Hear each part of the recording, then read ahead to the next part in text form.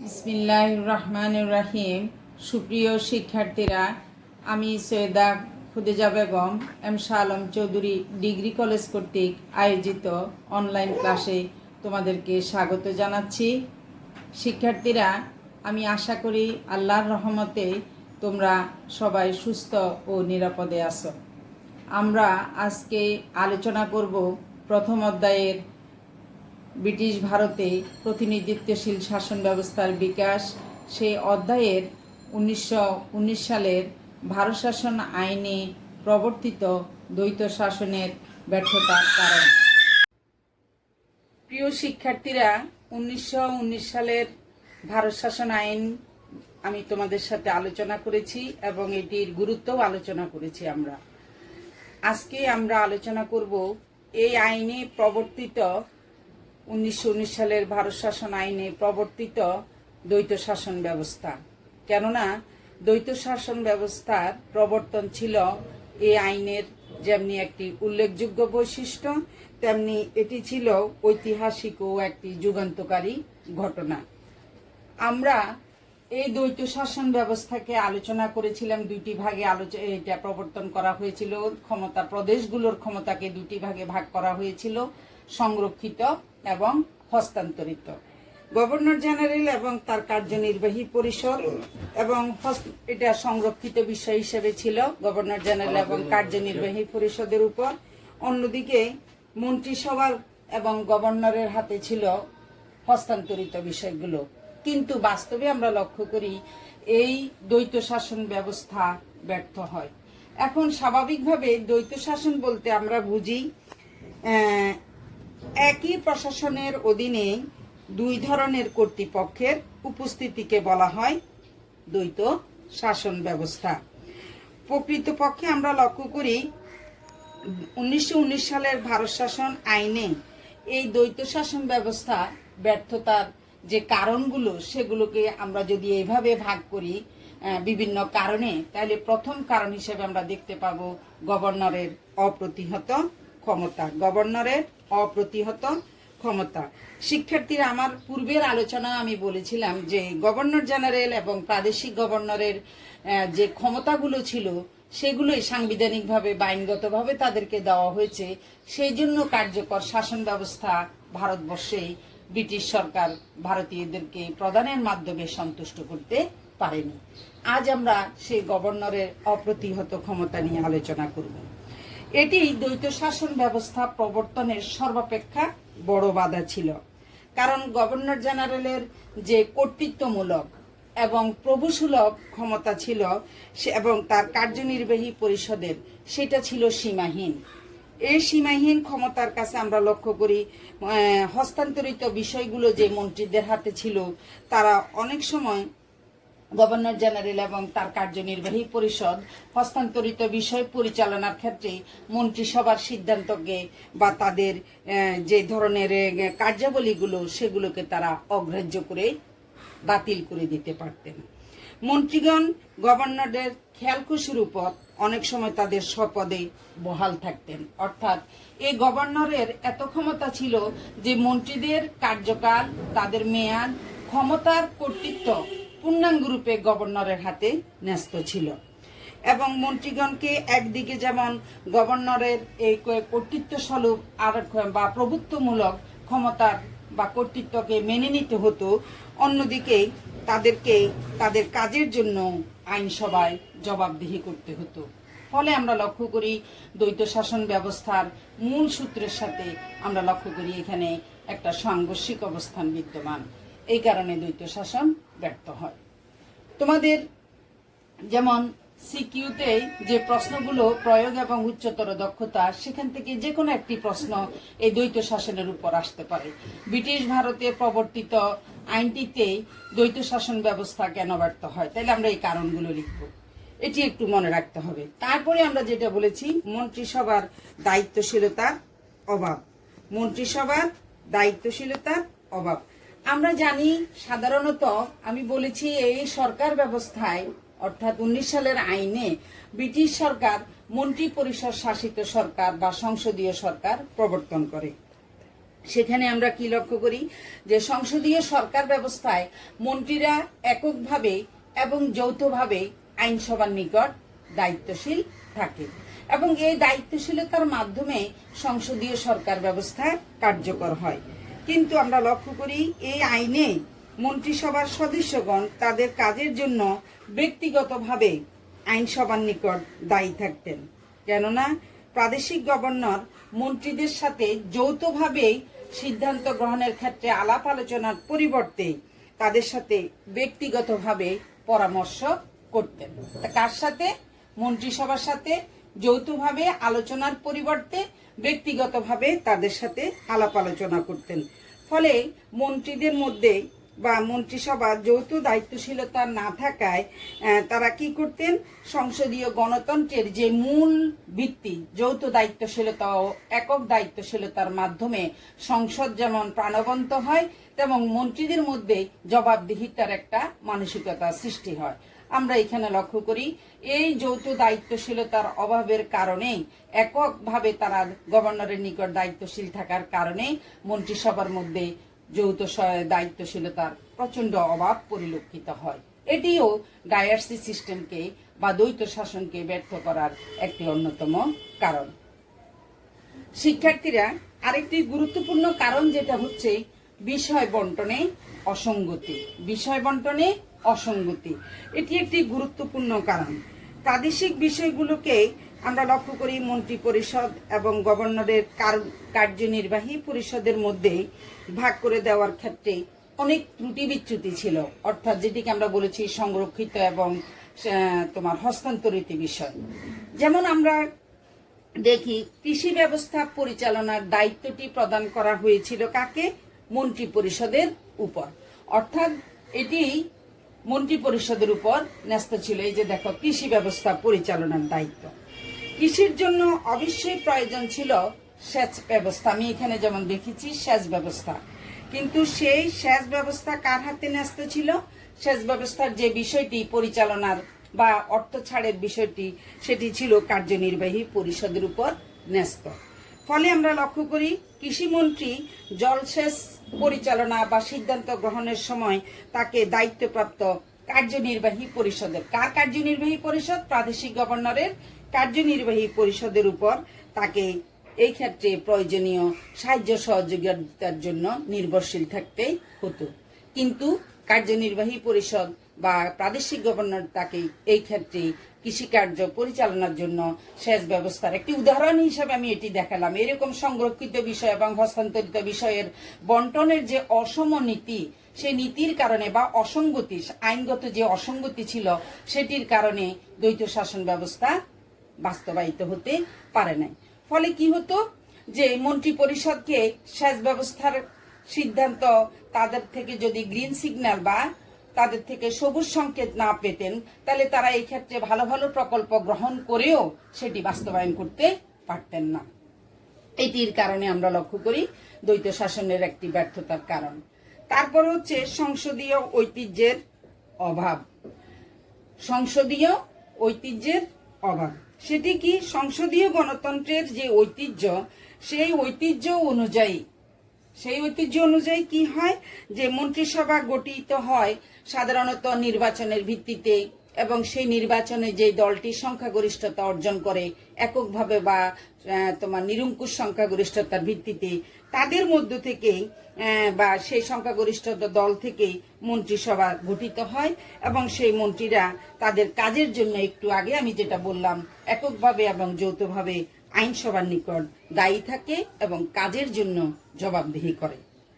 কিন্তু সংসদীয় গণতন্ত্রের এখানে আমরা লক্ষ্য করি, তো আমি সামনে আলোচনা করব যে দলীয় রাজনীতির অনুপস্থিতি ছিল এবং বিভিন্ন কারণে নির্বাচন ব্যবস্থা ত্রুটিপূর্ণ ছিল।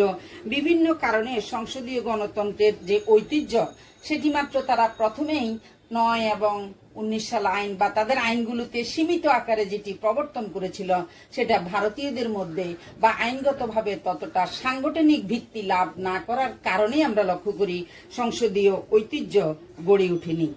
ফলে না গড়ে ওঠার কারণে কি হয়, প্রাদেশিক মন্ত্রিসভার সদস্যগণ আইনসভার নিকট জবাবদিহি করতে, আজকে আমরা যেমন লক্ষ্য করি পার্লামেন্টারি বা ব্রিটেনেও আমরা লক্ষ্য করি, পার্লামেন্টারি ব্যবস্থার একটি অন্যতম বিষয় হলো মন্ত্রিসভার জবাবদিহিতা বা আইনসভার নিকট শাসন বিভাগের জবাবদিহিতা। এই জিনিসটি সেখানে প্রচন্ড অভাব ছিল। ফলে আমরা লক্ষ্য করি যে মন্ত্রীগণ গভর্নর তাদেরকে নিযুক্ত করতেন এবং বা মনোনীত তাদেরকে করতেন বা তারা কিছু সংখ্যক নির্বাচিত হতেন, কিন্তু তারা বিশেষ করে যেহেতু তাদেরকে দায়িত্বশীল রাখা হয়েছিল কার কাছে, প্রাদেশিক গভর্নরের নিকট, সেই জন্য তারা কি করতেন, আইনসভায় জবাবদিহি না করে বা দায়িত্বশীলতা প্রদর্শনের মনোভাব তাদের মধ্যে অভাব ছিল প্রচন্ডভাবে। তারা কার নিকট, আইনসভায় জবাবদিহি করতে তারা অস্বস্তি বোধ করতেন। আইনসভার সদস্যগণ যারা ছিলেন তারা মন্ত্রীদেরকে আমরা লক্ষ্য করি প্রশ্ন জিজ্ঞাসা, মুলতবি প্রস্তাব, বিভিন্ন প্রস্তাবের মাধ্যমে কি হয়, সরকারি মন্ত্রীদেরকে জবাবদিহি করার একটা বিধান থাকে সংসদীয় গণতন্ত্রে। কিন্তু তারা যেমনি ব্যক্তিগতভাবে আইনসভার নিকট তারা জবাবদিহি করতে বা দায়িত্বশীলতার ক্ষেত্রে তারা তাদের অর্পিত দায়িত্ব পালনে গড়িমসি করতেন বা তাদের মধ্যে সে মানসিকতা ছিল না, তেমনি আইনসভার সদস্যরাও মন্ত্রীদেরকে দায়িত্বশীল রাখার ক্ষেত্রে বা মন্ত্রীদেরকে বিভিন্ন প্রশ্ন জিজ্ঞাসা করে তাদেরকে দায়িত্বশীল রাখার ক্ষেত্রে একটি অনুপস্থিতি সেখানে বিদ্যমান ছিল। এই সকল ব্যবস্থাকে আমরা এক কথায় বলতে পারি সংসদীয় ঐতিহ্যের অনুপস্থিতি। আরেকটি গুরুত্বপূর্ণ পয়েন্ট হলো সরকারি কর্মচারীদের নিয়ন্ত্রণের অভাব। সরকারি কর্মচারীদের নিয়ন্ত্রণের অভাব। শিক্ষার্থীরা, সরকারি কর্মচারী যারা বা কর্মকর্তা যারা, তাদেরকে আমরা আজকের যুগে বলি বা তখনও বলা হতো আমলাতন্ত্র। তারা জনগণের সেবক এবং প্রজাতন্ত্রের বা একটি দেশের রাজস্ব থেকে তাদেরকে বেতন ভাতা নির্ধারণ করা হয়। তাই তাদেরকে অবশ্যই জনগণের সেবক হিসেবে জনপ্রতিনিধি এবং জনপ্রতিনিধিদের মধ্য থেকে যে সরকার গঠিত হয় তাদের নিকট অবশ্যই দায়িত্বশীল থাকতে হয়। কিন্তু আমরা সেই সময় কি লক্ষ্য করি, মন্ত্রীগণ তাদের সরকারি কর্মচারীদেরকে নিয়ন্ত্রণ করতে পারতেন না। কেন? মন্ত্রীরা ছিলেন জনপ্রতিনিধি এবং তারা পার্লামেন্টের তাদের প্রতিনিধিত্ব ছিল, কিন্তু সরকারি কর্মচারী যারা ছিলেন তাদেরকে নিয়ন্ত্রণ করতে তারা পারতেন না। কি জন্য? কেননা এই সরকারি কর্মচারীরা নিযুক্ত হতেন কার মাধ্যমে? আমরা লক্ষ্য করি ভারত সচিবের মাধ্যমে। অর্থাৎ ভারত সচিবদের হাতে তাদের নিয়োগ, পদোন্নতি, বেতন ভাতা, বদলি এবং বরখাস্তকরণ সকল ধরনের কর্মচারী ছিল। তাহলে আমরা লক্ষ্য করি, ধরো এ হলো একজন কর্মকর্তা, বি হলো কর্মচারী। বি যখন এর মাধ্যমে নিয়োগ লাভ করে কর্মচারী হিসাবে, তখন বি সবসময় একে সন্তুষ্ট করার কাজে ব্যস্ত থাকে। ফলে আমরা লক্ষ্য করি বিশাল যে জনগণ, এ এবং বি উভয়ই জনগণের মধ্য থেকে আসছেন, জনগণের জন্য কাজ করবেন, কিন্তু তাদের মধ্যে কর্মচারীরা যেহেতু কার মাধ্যমে নিয়োগ হতেন, ভারত সচিব কর্তৃক তাদের নিয়োগ, বদলি, বরখাস্তকরণ, পদোন্নতি সবকিছু নির্ভরশীল ছিল। তাহলে তারা মন্ত্রীদের নিকট জবাবদিহি করতে চাইতেন না। এই বিষয়গুলোর ক্ষেত্রে আমরা লক্ষ্য করি মন্ত্রীগণ গভর্নরের খেয়ালখুশির উপর যেহেতু নির্ভরশীল ছিলেন এবং এই কর্মচারীদের সকল কিছু যেহেতু ভারত সচিবের হাতে ছিল, সংরক্ষিত ছিল, কর্মচারীগণ মন্ত্রীদের যে কোনো সিদ্ধান্তকে অগ্রাহ্য করতে পারতেন। ফলে মন্ত্রীদের পক্ষে একটি দক্ষ প্রশাসন পরিচালনা করা এবং আইন শৃঙ্খলা প্রতিষ্ঠা করা অনেকটা দুরূহ হয়ে পড়ে।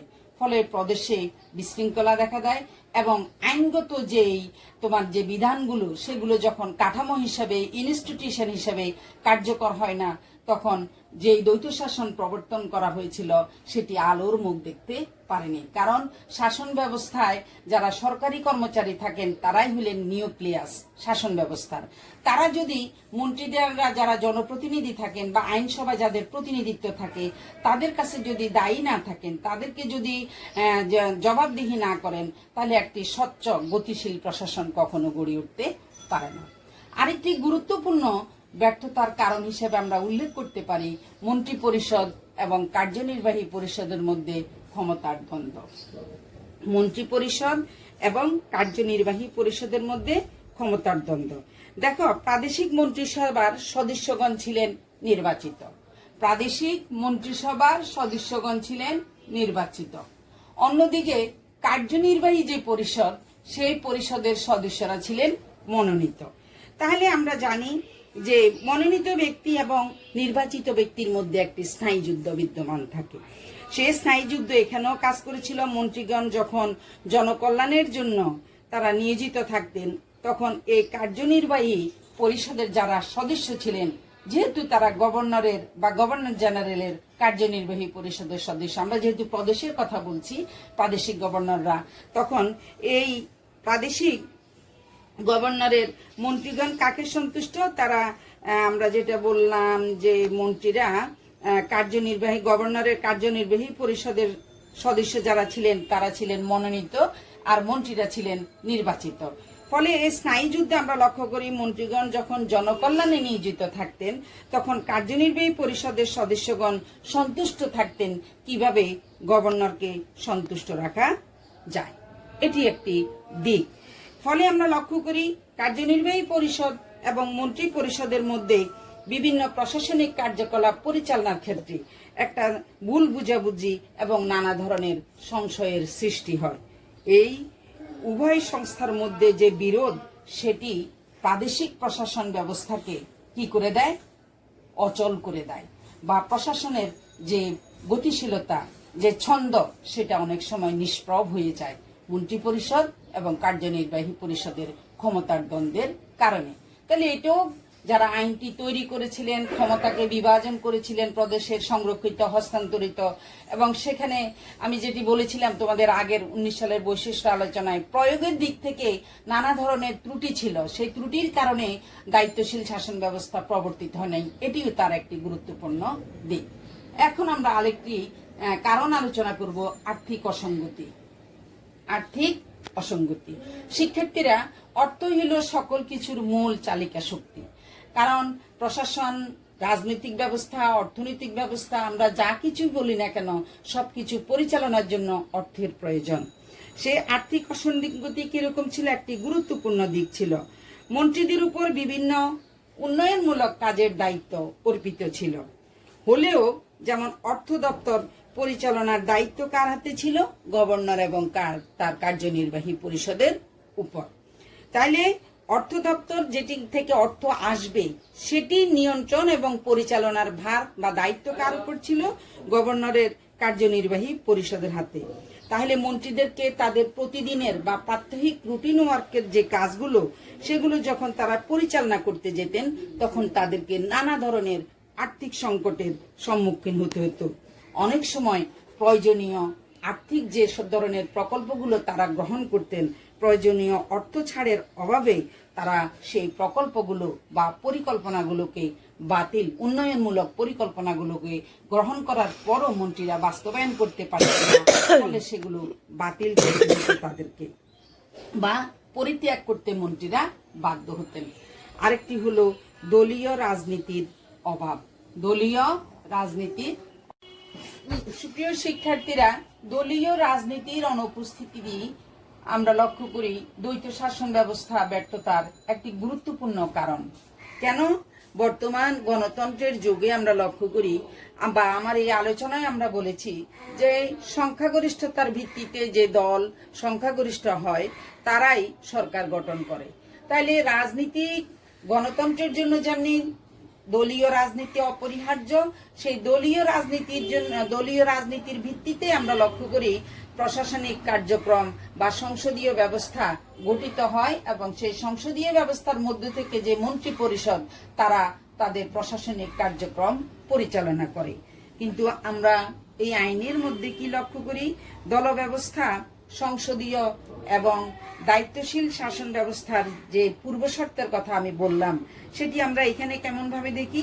যে দ্বৈত শাসন কার্যকর করার সময় ভারতে কিন্তু এরকম কোন দলীয়, আজকের যুগে যেমন আমরা দলীয় রাজনীতি দেখি, সেরকম কোন দলীয় রাজনীতি ছিল, কিন্তু সরকারিভাবে সেরকম ছিল না, দল ব্যবস্থা ছিল না। ফলে কি হয়?